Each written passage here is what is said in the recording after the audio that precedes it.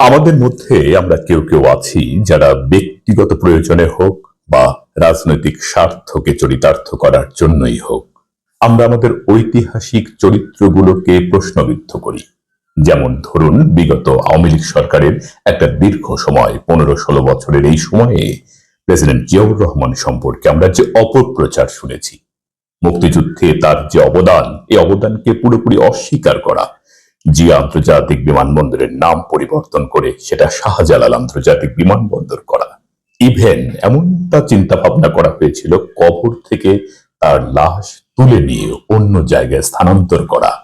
এই যে মানুষটাকে নিয়ে আমরা যে প্রশ্ন তুলেছি, অনেক কটু কথা বা প্রশ্ন বানে বিদ্ধ করা তার অবদানকে, এতে কি তাকে খাটো করা সম্ভব হয়েছে? আপনারা এই প্রশ্নের যথোপযুক্ত উত্তর আপনারা নিজেরাই পেয়ে যাবেন বা পেয়ে যাচ্ছেন। দেখুন, আজকে বঙ্গবন্ধু শেখ মুজিবুর রহমানের ক্ষেত্রে যে বিষয়টি দেখা দিয়েছে, তার যে স্থাপনা, মুরাল, এগুলো ভেঙে দেওয়া হয়েছে। এর অর্থ কি এই মানুষটিকে ইতিহাস থেকে ছুঁড়ে ফেলে দেওয়া যাবে?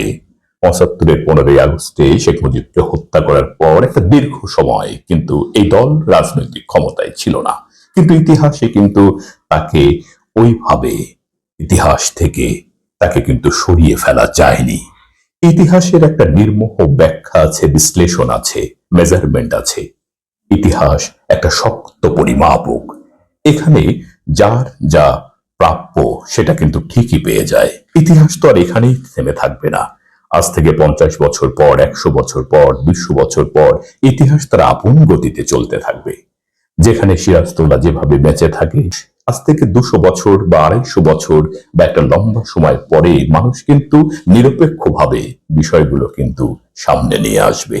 আজকে যারা স্বার্থের জন্য হোক, যারা প্রেসিডেন্ট জিয়াউর রহমানকে খাটো করছেন বা শেখ মুজিবকে খাটো করছেন, তারা তাদের ব্যক্তিগত স্বার্থ বা রাজনৈতিক স্বার্থকে তারা প্রাধান্য দিয়ে এই কাজগুলো করছেন।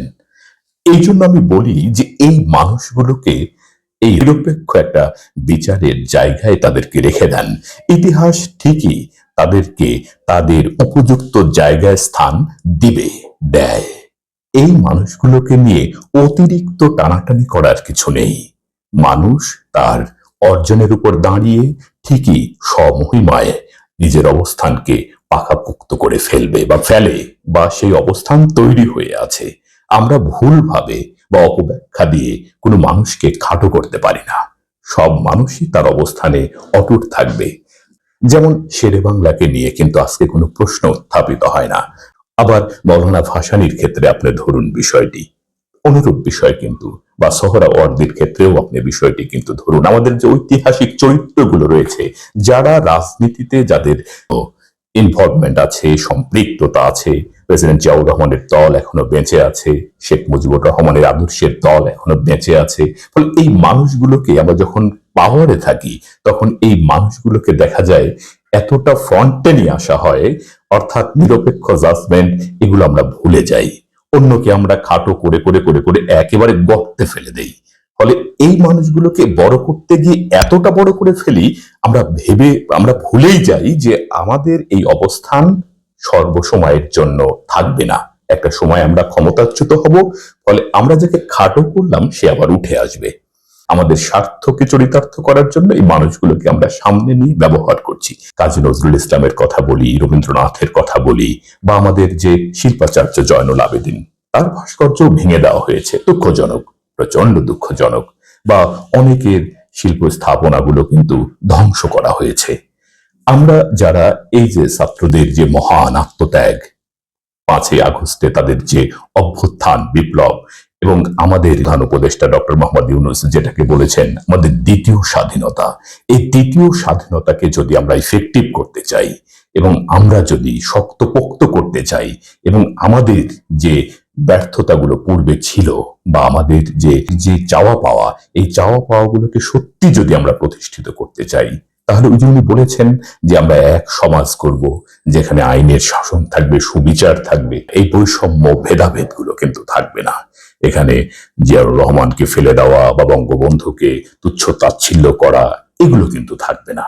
অর্থাৎ আমরা জাতি হিসাবে আমাদেরকে উঠে দাঁড়ানোর জন্য আমাদের এক সমাজ নির্মাণ করতে হবে।